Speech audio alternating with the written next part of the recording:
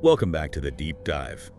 Today we are taking a look at a case that, has just completely shaken Hollywood. We're going to analyze the sources around the Nick Reiner double homicide case. Yeah. Our goal here is to really get past the shocking headlines and look at the dark contrasts, the legal twists, and the family history that led to this unbelievable act of violence. And this is really a deep dive into that. That transition from incredible public success to just utter private ruin. You have Rob Reiner, a true legend, and his wife, Michele. Pillars of the community. Exactly. Living in this beautiful, $13.5 million Brentwood mansion. And then suddenly that very location becomes the epicenter of a tragedy so profound, it just forces this whole conversation about addiction and mental illness right onto the front page. It is the ultimate Hollywood story, isn't it? On one side, you have the blinding light of A-list fame, and on the other, just this profound darkness and absolutely horrifying crime scene. And when you look at the sources, you're processing a very grim reality. The discovery was made, around 2 p.m. on a Sunday? Yeah. Rob Reiner and Michele Singer, they were found dead. The reports say, allegedly, with their throats slit. And this was after their masseuse arrived and just couldn't get into the house. So the person who ultimately finds them is their daughter, Romy Reiner, who was 28 and lived close by. And her reaction, her immediate reaction is what gives us the first really chilling insight into how broken this family was. It's incredible. The sources detail that right after discovering her parents, she tells the police that a family member should be a suspect. And she uses the word dangerous. Her own words. Yeah. He is dangerous. Yeah, it's a devastating statement. To turn over your own brother to the police, within hours of finding your parents, it suggests years of escalating fear and volatility that nobody on the outside ever really saw. Exactly. And that fear, it quickly focused on her brother, Nick Reiner, who was 32. Yeah. Nick had this long, very documented history of severe drug addiction, volatile mental health issues. He was arrested later that same Sunday night. And charged with 2 counts of first-degree murder. The legal process kicked off right away, but Nick Reiner himself has been completely silent. He hasn't entered a plea, hasn't said a word in court. But to really understand how a relationship could end like this, you have to look at the history. And this wasn't, some big secret hidden behind closed doors. No, not at all. Nick's struggles were actually documented partly by the family themselves. They were trying to process it through art. That's right. He co-wrote that semi-autobiographical film in 2015, Being Charlie. Mm-hmm. And it detailed his own battles with addiction and the huge impact it had on his very famous, very private family. It was fiction, but it was tracking uncomfortably close to their real life. And what's really shocking when you read the reports is just the sheer scale of those struggles. Nick's first rehab stint was around his 15th birthday. But look at the number. By the time he was 22, he had been to rehab 17 times. Wow. 17. That is relentless. This wasn't some, brief phase of youthful trouble. This was a decade-long war that was defining their entire family. And it led to these extreme periods of instability. The sources detail him being homeless for long stretches. Yeah, when he'd refused to follow the programs his family was pushing, he'd be on the street. For nights, for weeks, and places far away from Hollywood like Maine or New Jersey or Texas. It just shows this cycle of absolute despair, a total break from the life he was born into. The family dynamic around it all just sounds incredibly tense. Yeah. And heartbreaking. Nick even said publicly back in 2015 that he didn't bond well with his father when he was younger. Suggesting some kind of emotional distance was already there. Exactly. Though he did say that working on the movie, on Being Charlie, made them feel closer, at least for a while. But the more haunting part for me is the parents' regret, how they talked about the approach they took. Rob Reiner admitted they failed their son, that they didn't listen to him when he said certain programs weren't working. They felt like they just handed over control to, quote, medical professionals with diplomas on their wall. And Michele Singer, his mother, she echoed that. She said they were so influenced by these people who were just insisting that Nick was a liar. A manipulator. It's a common narrative you hear, right? Yeah.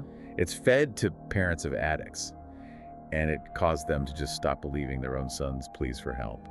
So they were in this crisis, trying everything from nurturing to what Rob later called that tough love approach. Which included sending him to some pretty notorious facilities, right? Yeah, with very questionable reputations. And you connect all that emotional trauma, you see a family just desperately trying to navigate an impossible situation.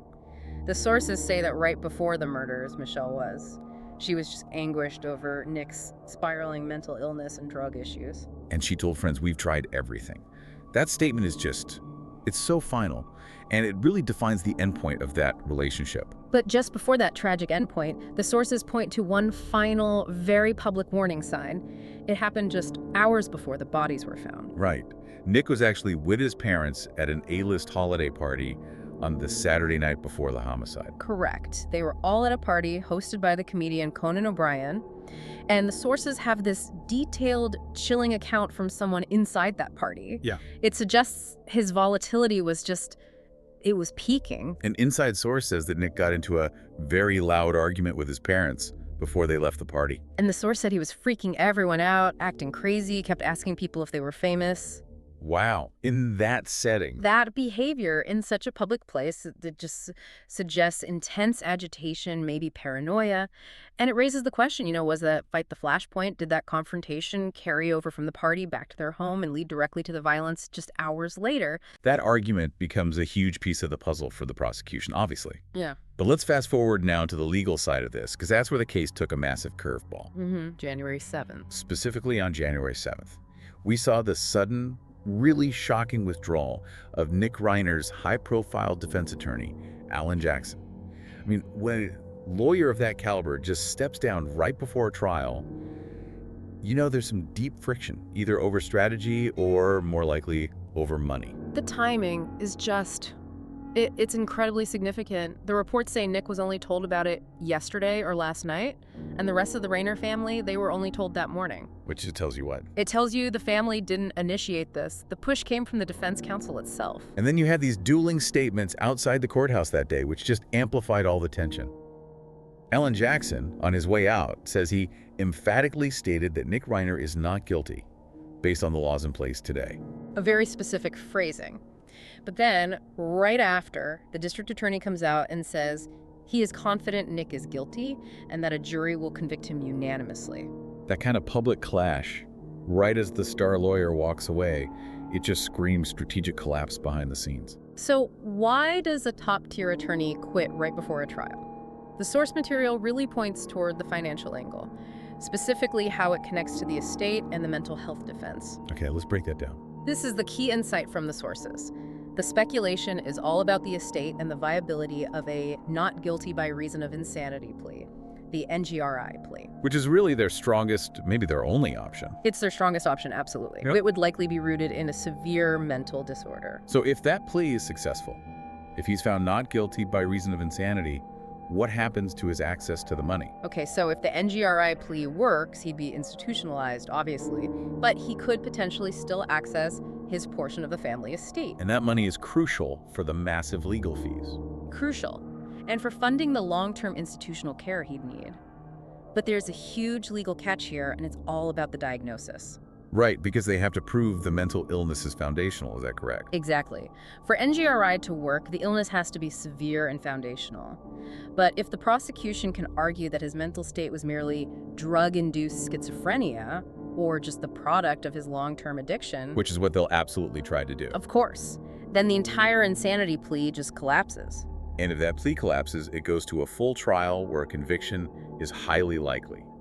And that would probably trigger Slayer statutes or other laws that block him from inheriting. That's the financial cliff Jackson's team was likely looking at. A failed NGRI plea means a long, expensive trial.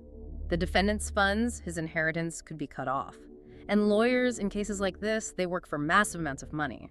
So the risk to their own payment, if that insanity defense was seen as a long shot, that's probably what triggered the withdrawal. It seems like the most plausible explanation. So what does this all mean? The legal fight is set, but that question of motive, the why, still just so chilling.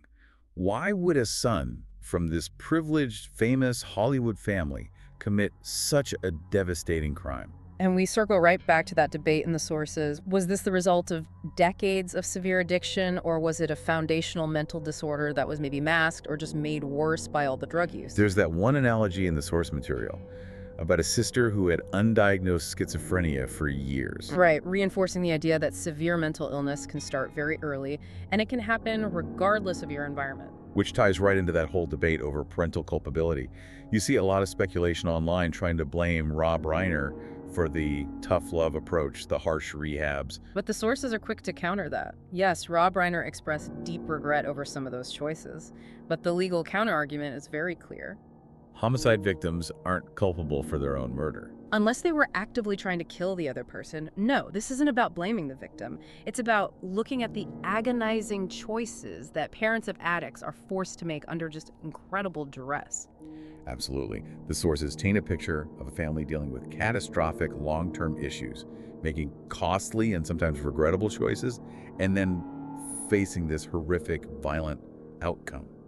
The defense is almost certainly going to hang its hat on that mental health argument. Which has been speculated about in major media, yeah. What specific defense they'll use. So, to summarize the takeaways here, we've looked at this stark contrast between public fame and private anguish. The volatile relationship ending in tragedy inside that beautiful mansion. Yeah. And this legal system now grappling with mental illness, addiction, and the huge financial stakes of an insanity defense. It's a haunting Hollywood story of ultimate family failure. And that leads to a final thought for you to consider. We mentioned earlier how the sources described Nick's initial, very close relationship with his sister, Romy. She said publicly back in 2015 that Nick was her best friend. She said she was there for all of it. For all his struggles, this is the person who saw his entire battle up close. Right.